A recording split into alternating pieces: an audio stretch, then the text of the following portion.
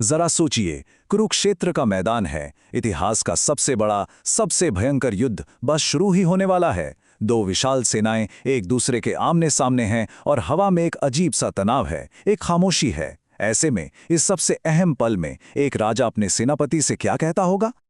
देखिए, एक राजा के पहले शब्द वो सिर्फ शब्द नहीं होते, है ना। वो उसकी पूरी सोच, उसकी स्ट्रैटेजी और शायद उसके सबसे गहरे डर को सामने ला देते हैं। तो आइए इस एक लाइन के पीछे की पूरी साइकोलॉजी को समझते हैं।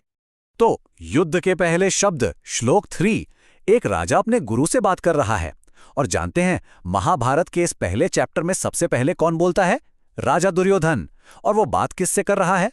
अपने गुरु महान द्रोणाचार्य से, जो सिर्फ उसके गुरु ही नहीं बल्कि उसकी सेना के सेनापति भी हैं।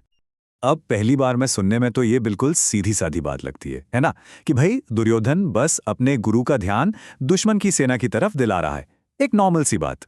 पर क्या ये सच में इतना ही सिंपल है? एक सोचा समझा अपमान। यहां दुर्योधन के शब्दों के पीछे छिपे मतलब को देखना होगा। देखिए, जैसा कि अक्सर होता है ना, जो दिखता है वो होता नहीं है। ये सिर्फ एक ऑब्जर्वेशन नहीं है, बिल्कुल नहीं। दुर्योधन ने जो शब्द चुने हैं वो बहुत सोच समझकर चुने हैं, और इनके पीछे एक बहुत तीखा तंज छिपा है। तो निशाना कौन है? द्रोणाचार्य, जो दोनों सेनाओं के गुरु हैं। अब यहां एक बात याद रखना बहुत जरूरी है। दुर्योधन अपने ही गुरु से बात कर रहा है, और ये वही गुरु हैं जिन्होंने उसके दुश्मनों मतलब पांडवों को भी पढ़ाया था। और बस सारा खेल यहीं से शुरू होता है। और उसका हथियार क्या है? धृष्टद्युम्न, द्रोण का ही शिष्य, जो असल में उन्हें मारने के लिए ही पैदा हुआ था। जी हां, सबसे कमाल की बात तो यही है कि जिस बुद्धिमान शिष्य की दुर्योधन बात कर रहा है, मतलब धृष्टद्युम्न, उसका जन्म ही द्रोणाचार्य को मारने के लिए हुआ था। और ये एक ऐसा सच था जिसे द्रोण और धृष्टद्युम्न दोनों अच्छी तरह जानते थे। तो असल में जब दुर्योधन कहता है, देखिए आपके टैलेंटेड स्टूडेंट ने कैसी सेना सजाई है, तो वो असल में कह रहा है, देखिए आपका ही स्टूडेंट जो आपको मारने के लिए पैदा हुआ है, आपकी ही सिखाई हुई विद्या का इस्तेमाल आपके खिलाफ कर रहा है। क्या आप पर भरोसा किया जा सकता है? ये कमाल का तरीका है ताना मारने का। वो सीधे सीधे द्रोण की वफादारी पर सवाल नहीं उठा रहा, नहीं, वो उन्हें उकसा रहा है, उनकी दुखती रग दबा रहा है। ये एक प्योर साइकोलॉजिकल मूव है। दिग्गजों की सेना, श्लोक 4, वीरों की एक लिस्ट। तो ठीक है, अपने सेनापति को उकसाने के बाद दुर्योधन अब अपना अगला दांव चलता है। वो पांडव सेना के बड़े बड़े योद्धाओं के नाम गिनाना शुरू कर देता है। तो चलिए अगले श्लोक में देखते हैं कि इससे क्या पता चलता है। दुर्योधन आगे कहता है, इस सेना में भीम और अर्जुन के बराबर लड़ने वाले महान धनुर्धर और वीर हैं। यहां ध्यान देने वाली बात यह है कि दुर्योधन दुश्मन के योद्धाओं की तारीफ कर रहा है, खासकर उनकी तीरंदाजी की। और कमाल की बात यह है कि वो अपने सबसे बड़े दुश्मनों को ही एक बेंचमार्क, एक पैमाना बना रहा है। फिर वो एक एक करके नाम गिनाता है। युयोधान, जिन्हें सात्यकी भी कहते हैं, राजा विराट और राजा द्रुपद। इन नामों को गिनाकर वो ये बता रहा है कि सामने वाली सेना कितनी जबरदस्त और पावरफुल है। और हां, दुर्योधन द्रुपद को महारथी कहता है।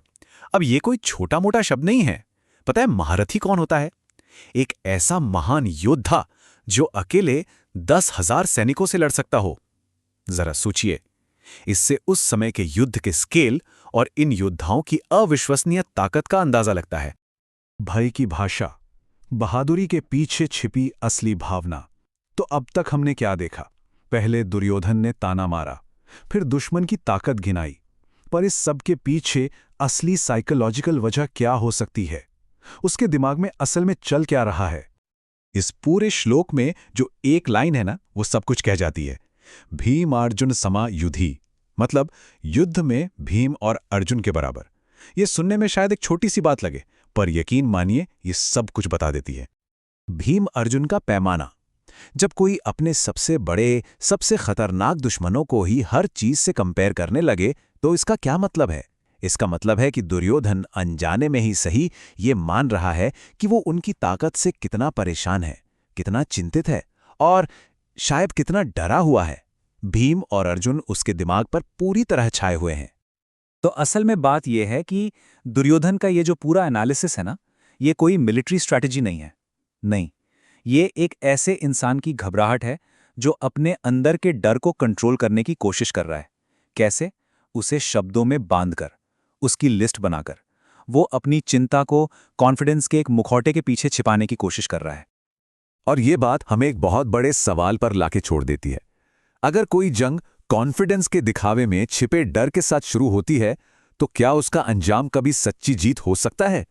दुर्योधन के ये पहले शब्द दिखाते हैं कि कैसे किसी भी लड़ाई की शुरुआत अक्सर उस फीलिंग से होती है जिसे हम मानना ही नहीं चाहते। और ये एक ऐसी साइकोलॉजिकल बात है जो आज भी उतनी ही सच्ची है।